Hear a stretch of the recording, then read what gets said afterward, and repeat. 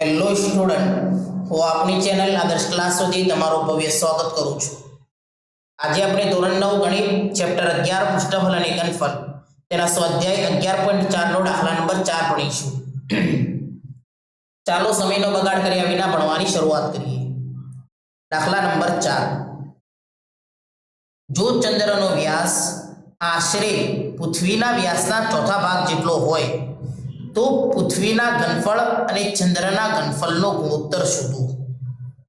સૌથી પહેલા આપણે અહીંયા સમજવું પડશે પૃથ્વીનો વ્યાસ અને ચંદ્રનો વ્યાસ। પહેલા તો પૃથ્વી મોટી કે ચંદ્ર મોટું? બેમાંથી મોટું કોણ? તો યાદ રાખજો, પૃથ્વી મોટી હોય અને ચંદ્ર નાનો હોય। તો સૌથી પહેલા આપણે પૃથ્વી દોરી દઈએ। આપણે માની લો કે આ પૃથ્વી છે, માની લો કે આ પૃથ્વી છે। પૃથ્વી ગોળ હોય ને, પૃથ્વી ગોળ હોય છે ને ભાઈ, તો પૃથ્વી આ પૃથ્વી છે। હવે પૃથ્વીનો મને વ્યાસ આપે, આ પૃથ્વીનો વ્યાસ છે, આ પૃથ્વીનો વ્યાસ છે। વ્યાસ કોને કહેવાય ખબર છે ને આપણને? આ પૃથ્વીનો વ્યાસ છે। હવે આપણને શું કહે છે રકમ? જો ચંદ્રનો વ્યાસ આશરે પૃથ્વીના વ્યાસના ચોથા ભાગ જેટલો હોય, એટલે ચંદ્રનો વ્યાસ કેટલો છે? ચંદ્રનો વ્યાસ પૃથ્વીનો જે વ્યાસ છે, પૃથ્વીનો જે વ્યાસ છે એના ચોથા ભાગ જેટલો, મતલબ પૃથ્વીના વ્યાસના 4 ભાગ કરી નાખ્યા આપણે। આ 2 ભાગ થઈ ગયા, પૃથ્વીના વ્યાસના કેટલા ભાગ થયા? 2 ભાગ। આ 3 ભાગ, 1 2 ના 3 ભાગ ના 4 ભાગ। પૃથ્વીના વ્યાસના આપણે 4 ભાગ કરી નાખીએ। પૃથ્વીના વ્યાસના કેટલા ભાગ? 4 ભાગ।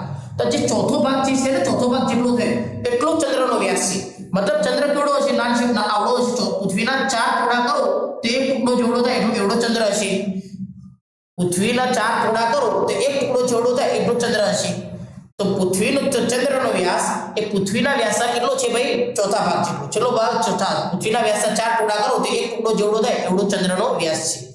તો પૃથ્વીનું ઘનફળ અને ચંદ્રનો ઘનફળનો ગુણોત્તર શું? હવે જો આપણી પાસે નથી પૃથ્વીનો વ્યાસ, નથી ચંદ્રનો વ્યાસ, નથી પૃથ્વીની ત્રિજ્યા, નથી ચંદ્રની ત્રિજ્યા। તો સૌથી પહેલા આપણે પૃથ્વીનો વ્યાસ શોધી દઈએ। માનો કે, ધારો કે પૃથ્વીનો વ્યાસ આપ્યો નથી, તો આપણે ધારણા કરીએ। ધારો કે પૃથ્વીનો વ્યાસ કેટલો છે? 8 4 છે। કેટલો છે? 4। તમે ગમે તે તારીખો, 8 પણ તારીખો, 10 પણ તારીખો, જે પણ આપણે સૌલત ઈઝી દાખલાની ગણતરી ઈઝી થાય એ માટે આપણે કેટલા ધારીશું? 4 ધારીશું। કે ધારો કે પૃથ્વીનો વ્યાસ કેટલો છે? 4 છે। તો ચંદ્રનો વ્યાસ કેટલો થશે બોલો? તો ચંદ્રનો વ્યાસ કેટલો થશે બોલો? પૃથ્વીનો વ્યાસ 4 હોય તો ચંદ્રનો વ્યાસ કેટલો થશે બોલો? ચંદ્રનો વ્યાસ કેટલો થશે? જો પૃથ્વીનો વ્યાસ 4 આલ્યો છે, પૃથ્વીનો વ્યાસ 4, તો એનો ચોથો ભાગ એટલે 4 ભાગ કરો તો 1 1 1 ના 4 ભાગ થશે। 1 1 એટલે 4 ટુકડા થશે। તો ચંદ્રનો વ્યાસ ચોથા ભાગ જેટલો 4 ભાગ્યા 4 મને પૃથ્વીનો વ્યાસ આપ્યો છે, તો એનો ભાગ ચોથો ભાગ કરીને એટલે ભાગ્યા 4, તો 4 ભાગ્યા 4 એટલે 4 4 કટ, તો વધ્યા કેટલા? 1। કેટલા વધ્યા? 1। તો ચંદ્રનો વ્યાસ કેટલો થશે? 1। શા માટે? કે પૃથ્વીના વ્યાસના ચોથા ભાગ જેટલો ચંદ્રનો વ્યાસ હતો। હવે જો આપણે પૃથ્વીનો વ્યાસ તો મળી ગયો, ચંદ્રનો વ્યાસ પણ મળી ગયો। કેટલો મળ્યો? પૃથ્વીનો વ્યાસ 4 છે અને ચંદ્રનો વ્યાસ 1 છે। હવે આપણે શું શોધવાનું છે? હવે આપણે પૃથ્વીની ત્રિજ્યા શોધવાની છે। હવે પૃથ્વીનો વ્યાસ આપણને મળી ગયો તો પૃથ્વીની ત્રિજ્યા કેટલી હશે બોલો? હવે પૃથ્વીની ત્રિજ્યા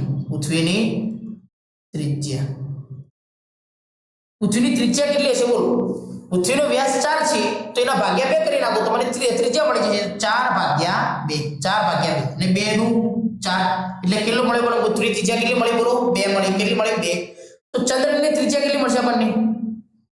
ચંદ્રની ત્રિજ્યા કેટલી મળશે બોલો?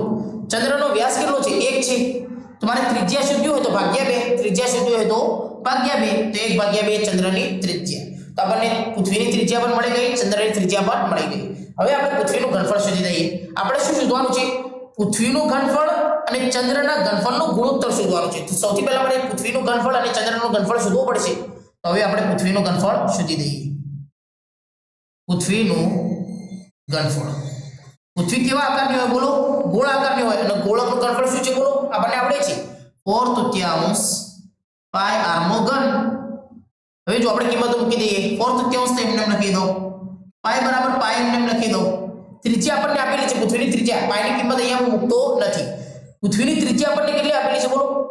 પૃથ્વીની ત્રિજ્યા 2 આપી છે તો 2 ગુણ્યા r નો ઘન છે એટલે 2 ગુણ્યા 2 બસ આપણે આટલા સુધી હવે કોઈ ગણતરી આપણે કરવી નથી તો આપણને આવશે મળે પૃથ્વીનું ઘનફળ હવે આપણે ચંદ્રનું ઘનફળ શોધી દઈએ ચંદ્રનું ઘનફળ ચંદ્ર પર કેવા આકારની હોય બોલો ગોળ આકારની હોય તો એનું ઘનફળ શોધવાનું સૂત્ર શું છે 4/3 પાઈ r નો ઘન ચંદ્ર પણ ગોળ હોય છે ને તો એનું ગોળકનું ઘનફળ જ મારશું આપણે 4/3 પાઈ r નો ઘન 4/3 એમને એમ લખી દો પાઈ ની કિંમત મૂકતો નથી એમને એમ લખી દો એ શા માટે મૂકતો નથી તમને પાછળ જતે ખબર પડશે તો આપણે ઘનફળ નથી શોધવાનું અહીં આપણે પૃથ્વીનું ઘનફળ અને ચંદ્રનું ઘનફળનો આપણે શોધવાનું ગુણોત્તર શોધવાનું છે એટલે કોઈ કિંમત મૂકવાની આપણે જરૂર નથી ચંદ્રની ત્રિજ્યા આપણને કેટલી આપેલી છે 1/2 તો 1/2 અને 3 વાર લખીશું 1/2 ગુણ્યા 1/2 તો આપણે ચંદ્રનું ઘનફળ પણ મળી ગયું અને પૃથ્વીનું ઘનફળ પણ મળી ગયું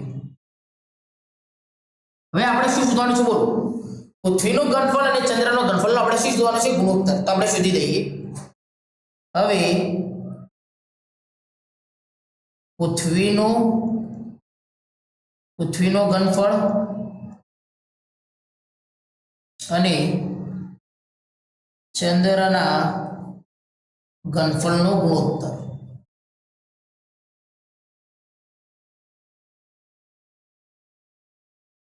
પૃથ્વીનું ઘનફળ આપણને પહેલા આપ્યું છે પહેલા કોણ આપ્યું છે પૃથ્વીનું ઘનફળ તો પૃથ્વીનું ઘનફળ ઉપર લગા છે પૃથ્વીનું ઘનફળ આપણને કેટલું મળ્યું બોલો 4/3 પાઈ ગુણ્યા 2 નીચે ચંદ્રનું ઘનફળ લખીશું ચંદ્રનું ઘનફળ કેટલું મળ્યું આપણને 4/3 પાઈ ગુણ્યા 1/2 ગુણ્યા 1/2 ગુણ્યા 1/2 4/3 જે કટ થતો આપણે કટ કરી દઈએ 4/3 કટ પાઈ કટ તો આપણા પાસે શું બચ્યું બોલો આપણી પાસે શું બચ્યું બોલો જો આપણી પાસે બચ્યા ઉપર 2 ગુણ્યા 2 અને નીચે કેટલા બચ્યા બોલો 1/2 ગુણ્યા 1/2 ગુણ્યા 1/2 ગુણ્યા 1/2 હવે જો અંશ તો આપણે એમને લખી દઈએ 2 ગુણ્યા 2 હવે છેદ જો અંશ તો આપણે એમને લખી દઈએ 2 ગુણ્યા 2 છેદ જો છેદ અપૂર્ણાંકમાં આપ્યા છે આપણને મતલબ છેદનો છેદ આપ્યો છે અને ગણિતનો નિયમ છે કે અંશનો છેદ હોય તો છેદમાં આવી જાય અને છેદનો છેદ હોય તો કે આવી જાય એ અંશમાં જતો રહે તો આપણે છેદનો છેદ કેટલો છે આ છેદનો છેદ 2 છે અહીંયા પણ છેદનો છેદ 2 છે અહીંયા પણ છેદનો છેદ 2 છે તો છેદનો છેદ ક્યાં આવી જશે ઉપર છેદના અંશમાં કોઈ ફેરફાર થશે નહીં તો આપણે છેદનો છેદ અંશમાં લઈ જઈએ એટલે 2 ગુણ્યા 2 અંશમાં લઈ જઈએ અને જે છેદનો અંશ હતો 1 ગુણ્યા 1 એ તો એમને એમ લખી દેવાનું છેદના અંશમાં કોઈ ફેરફાર થશે નહીં છેદનો જે છેદ છે એ કે આવી જશે અંશમાં હવે જો 2 ગુણ્યા 2 2 4 4 દુ 8 8 દુ 16 16 દુ 32 64 અને 1 એકા 1 તો આપણને ગુણોત્તર કેટલો મળ્યો બોલો 64/1 તો આપણને પૃથ્વીનો ઘનફળ અને ચંદ્રના ઘનફળનો ગુણોત્તર મળી ગયું આઈ હોપ હું આશા રાખું છું કે તમને દાખલા નંબર 4 સમજાયો છે ચાલો આપણે નેક્સ્ટ લેક્ચરમાં મળીએ